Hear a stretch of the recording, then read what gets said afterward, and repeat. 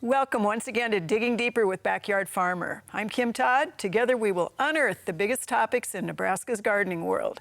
Today we're going to be discussing mosquitoes and how to reduce the risk of getting bitten.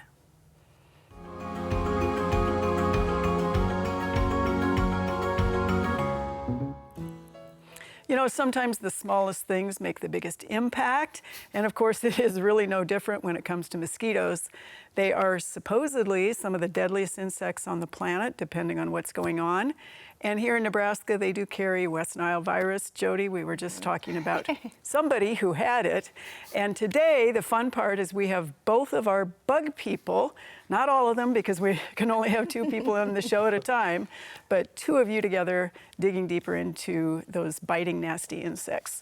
So Jonathan and Jody, life cycle for starters, and what's the deal with mosquitoes? Talk about the life cycle a little bit and what that has to do with managing mosquitoes. Go for it. So mosquitoes are semi-aquatic, so they need water to lay their eggs, and then for the eggs to turn into larvae, and they're like the wigglers. So sometimes you'll look into like a tire or anything that collects water, and you'll see little wiggly things. That's mosquito larvae, so they're not cute. You don't want them there. You want to dump that water. Then they turn into a pupae, and one thing with them is that they're called tumblers because they're very active pupa. So not like, you know, the moth pupa that we see all the time. So, sorry, I don't know why I pointed at you. Because I have a lot of moth But they tumble. So they're like me. They be tumbling in the water. And then they emerge as adults, and then they can fly. So the life cycle is really important because when you want to combat mosquitoes, you need to break that life cycle. So it's not just, you know, spraying for adults. Or it's a whole, like, I guess, what do you want to call it? You destroy the children, right? That's what you're going for here. Yes. Good heavens. Yes. But I guess you're right. I mean, yeah, that's what we're kind of shooting for. And you're right. Like, they are the deadliest animal, actually, in the world of all time, in the history of the world, because of malaria. Oh, sure. I didn't even think about malaria. I've known some people who have had it, but I didn't think of that in terms of the deadliest. All right, so back to the life cycle, though. How long are they in the crawler stage, and how long are they in the tumbler stage?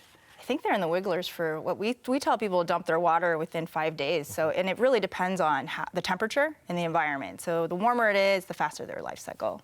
All right. The eggs can last a lot longer. There are some mosquito eggs that can be laid in areas that are dry right now, but are probably going to flood in the future. And then when those eggs get wet, the larva will come out, and they can live in that puddle that's there for just a few days. So they can go through this really rapidly. So when we're talking water, though, truly standing water, not in like wet leaves and... There are 50 different species of mosquito in Nebraska. So, Great. Right. Some of them use tree holes, like the little holes that we see develop in trees. They could the holes, like something Your like this. coffee cup is full of tumblers, or... It could, that's enough water. Like a bird bath, Oh, kids' toys, things like that. Okay, so if swatting the adults doesn't really do any good at all to speak of, other than you don't get bit by the one that you managed to hit as it tried to bite you. And is that the females bite, right? Right. Not the males. The females need that blood meal in order to get some protein to their eggs. It helps to make their eggs more successful.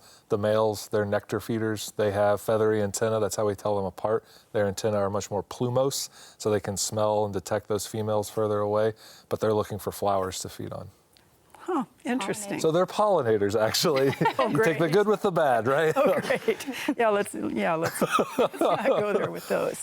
So, all right, so if the swatting and those kinds of things is one way to get rid of some of those adults, how do you get rid of the crawlers and the tumblers? Are there ways? I mean, we hear about mosquito dunks because people use those in their backyard ponds. Yeah, if you can't dump the standing water that's around your yard and properties, then you can use, like if it's a kind of a permanent, semi-permanent water source, like a pool or a pond, you can use the mosquito dunks. And so they kind of look like little tiny hard donuts, but it's Bacillus, don't eat them. Bacillus thuringiensis, so a BT product, but specifically for the larvae of flies, so like midges and mosquito larvae. So they eat that, and then they die. So as Jonathan says, it kills the children. I didn't mean to be morbid. Right, like that's how it works. Not to be confused with the BT that we use for bagworms. That is the larvae of caterpillars, or of butterflies and moths. So different. There's multiple strains of BT out there that can Yes. control different kinds of larval insects. There's one for flies, there's one for beetles, there's one Yeah. for lepidopterans or butterflies and caterpillars. And it's an organic. Yep, it's bacteria. organic. It's very effective against those larval mosquitoes. It's the number one thing that we recommend, I think, when we talk to people on the phone. Right. Which is perfect to know, but I'm guessing it would be really confusing for people who were wandering off to a box store or a garden center. So they should look specifically for what ingredient if they want the BT for dunks or whatever. Well, just Just reading the BT? label, it will Yeah. say mosquito dunk, so that's for mosquitoes, and then it will say like Bacillus thuringiensis.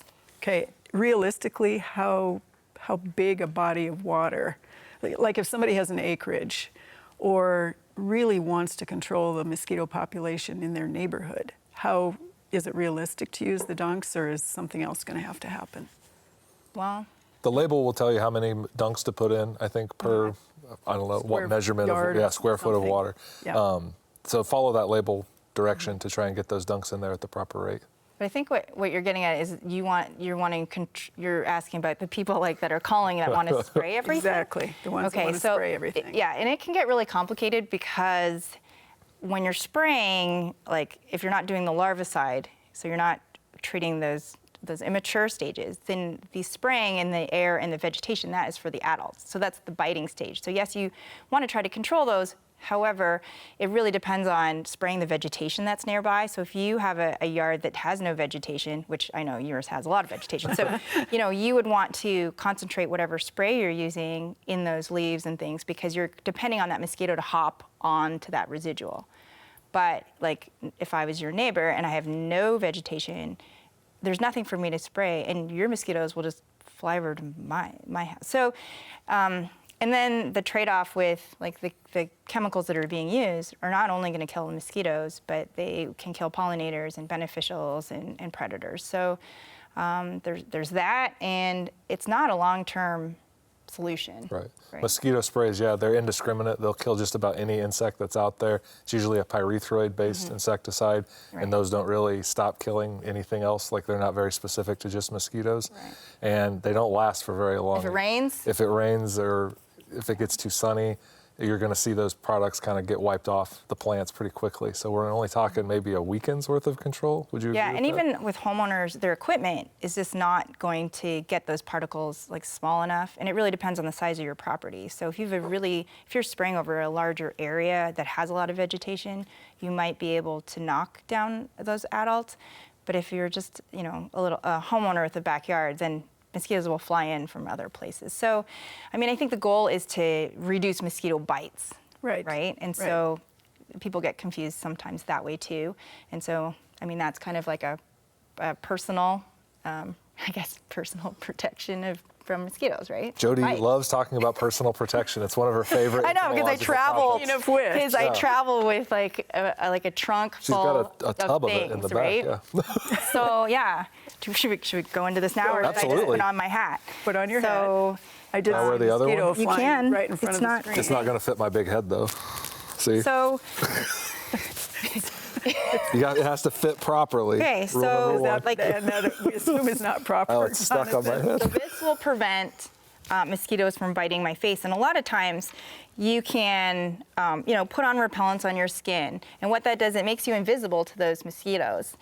So they still are going to fly around. It's not killing them, but they're not going to find that place if you're, thoroughly coated in insect repellent. But it's really hard to like coat your head and your You don't want it near your eyes necessarily. Right. So I wear this when I go to Canada. Honestly, like you guys don't see me, yeah, we wear these. But in terms of repellents, and we do get a lot of calls about those, there are so many different kinds. Right. I don't know why people are not into DEET, because when it's used according to the label, it is safe. It's been around for a long time. And safe for children. I think that's always what we hear is and not it will safe say for like children. on there Yeah. for like how old each one. Like, I mean, mostly you read the label, it'll tell you, where not to put it, eyeballs, things like that. And so that's what makes it hard. I usually get bitten around the eyes and around the hairline and the ears. So, we've got the aerosol spray, which I think is in my office. There's pump sprays, there's lotions. So these have, I think, really good coverage. And then I actually buy wipes too. So I'm a little. I'm You don't want to get bitten. There's nothing Right. wrong with that. Well, we were recording the other day, and the mosquitoes were like all around us. Just here on campus, even. So. Right, and I got bit like twice. Absolutely. Right? So there are also permethrin spray for clothing that will protect you. So that's a permethrin spray. So you don't want that on your skin.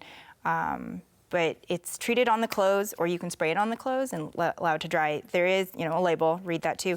You can also buy the clothes. This is a tag from a shirt that I bought my daughter. But the good thing about this, so it's got an EPA registration number on it, but it remains effective for 70 washes. Oh, wow. Right, and Speaking of that, how long would the DEET or the picaridin or IR3535, how long will those last on your skin?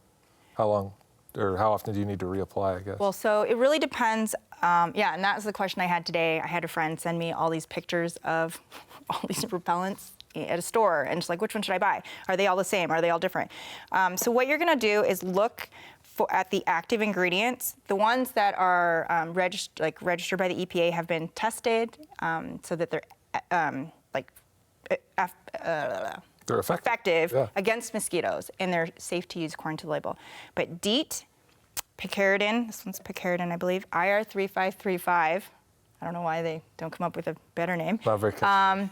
And then the oil of lemon eucalyptus, and that's what it's called. It's not like lemongrass or Right. lemon oil. So those have been shown effective, and they are on Consumer Reports, and there's a bunch of different ones. But when you look at the percentage, that will determine how long it stays effective for that user. And so, the family stuff that's DEET 5%, that's not going to last a long time. So it's for, an hour or two.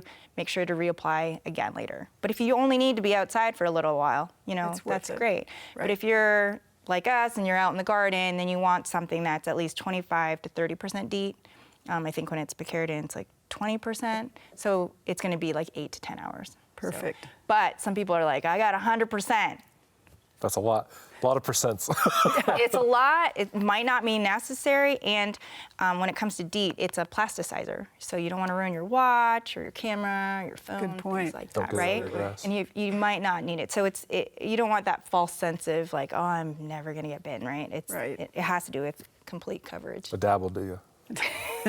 So if you're watching us on Facebook, or do watch us on Facebook, make sure you send your comments to us. Tell us whether you like what you're seeing and hearing, whether you're freaked out by what you're hearing about mosquitoes, especially since we are going to dip our toes into the disease issues associated with mosquitoes right quick. So let's talk for a minute about, okay, what are those diseases? Why are they considered so dangerous, and especially in Nebraska? Historically speaking, we would talk about malaria, yellow fever, Right. things like that. But nowadays, what we really worry about is West Nile virus. That's the big problem here in Nebraska.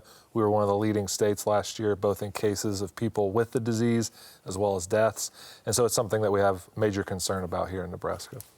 And how, there is a state epidemiologist, right? Mm-hmm. And so that is tracked, or how Yeah, how is the population tracked? Yeah, so if you ever are interested in looking up like what's happening in the state, the Nebraska Department of Health and Human Services has a website for like different health alerts.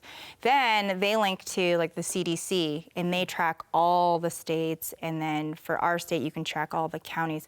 So in each county there are surveillance. So they are monitoring for mosquitoes and counting numbers. So there is like quantitative data. Then they are also checking them for West Nile virus in those mosquitoes.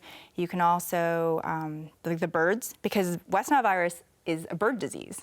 Mm-hmm. Right, that's transmitted from bird to bird through mosquitoes and transmitted to humans from mosquitoes, but humans don't transmit it to We're a each other. dead-end host. Right, and so are horses. We're dead end hosts. We're a dead end. But it can cause like so much damage in in Right. some cases. But I forget what I was saying. That they can track it with the CDC. Yeah. Oh, so then and we get these reports.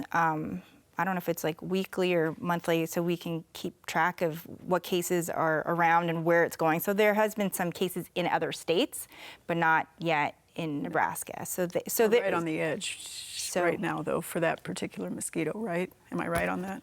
That's my understanding. Yeah. Yeah, I mean, and so out of the 50 species of mosquitoes that we have in Nebraska, there's one like genus that is able to transmit it. So that's the other thing is that, those mosquitoes are annoying and they're biting and they're kind of like bugging people, but not all of them are going to be public health issues. And that's why, the state is tracking that. So, it's nice to know that that's happening around us. And Right. so it's nice to let And them realistically, though, every single time you're bit by a mosquito, you should not call your health provider and say, I just got bit, right? No. So just wait until there's a little bit more information. Is that kind of the advice? Yeah, like I think if you've been bitten by a mosquito, which I mean, I always have mosquito bites, but if you get a fever and you get some symptoms that you're not feeling well, flu-like symptoms, and you can't attribute to anything else, then definitely go see your doctor. And if you've got the certain clinical symptoms like a fever or a rash, and feeling sick, or even can get severe like paralysis, and How did you feel when you had it? I was really grumpy. Evidently, I was told I was probably the meanest I've ever been. Okay. I had a headache. Well, I didn't know I had it. Right. Right.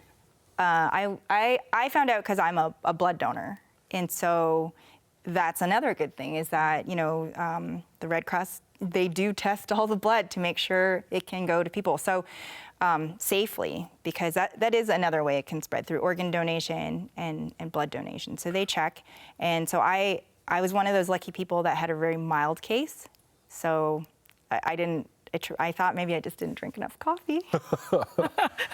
I like your attitude. Yeah, I didn't really know. I was so when I got the letter, I was like, oh, and then I had to be reminded that I did go to the doctor and things like that. So Yeah. I was very lucky. So a little off subject, but I understand since we were talking about this off air before we sat down, we have now discovered the black-legged tick in Nebraska. You want to talk about that beast? And You go. Oh yeah, you want me to, I've just been blah, blah, This blah, is blah, blah. it's a newer pest for the state. It's never been a confirmed infestation here before. My understanding is that there have been localized finds once or twice where it's just one or two ticks, but now there seems to be a breeding population confirmed in Douglas County. And as Jody always says, the ticks, they don't know geographic boundaries that we set up. So it's not too surprising that this has happened. It doesn't make me feel too surprised that we're going to have to deal with this now.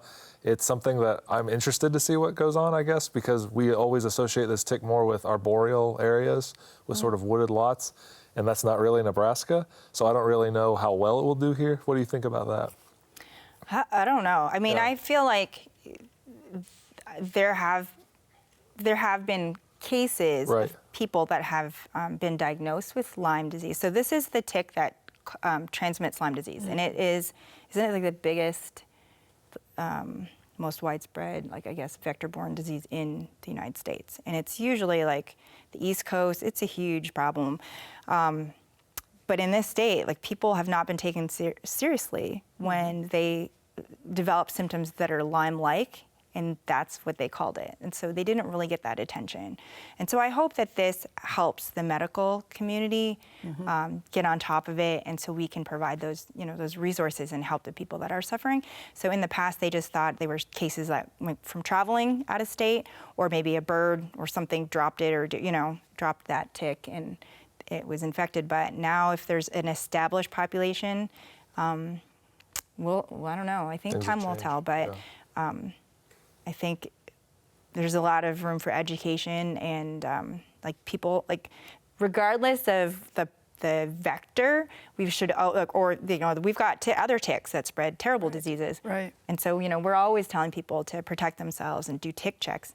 It's still the same, Right. Just a different beast. Yep, Yeah. just one more on the Smaller. list. Yeah. And a little, you said it's just teeny like weeny. a poppy seed. Yeah. So check yourself. Yeah. And it really is sort of, it's creepy. It's just Yeah. flat out creepy to think that something the size of that can make you sick essentially for the rest of your life. Yeah, you can get really sick. Yeah. Anything else you guys want to add right quick in the last 20 or 30 seconds before we call it? Using those repellents is going to help with both ticks and mosquitoes. You should always protect yourself and do those tick checks. It's not something to get too freaked out about. It's just another thing to make sure that you do on the list of things when you come inside from out doing your gardening. All right, I'll keep that in mind with my black dog. There you go. How am I going to find a poppy seed in that long black hair? That'll be interesting. I've been telling people too, if they're planning for a wedding or an outdoor event, have a room for people with fans blowing so they can go in there to get away from outside. That may help. And also, like, have a nice basket and have a bunch of different repellents of all different active ingredients, so you're showing your guests that you care. Right? Perfect. I love it. All right. Thanks, Jonathan and Jody. Yeah, really romantic.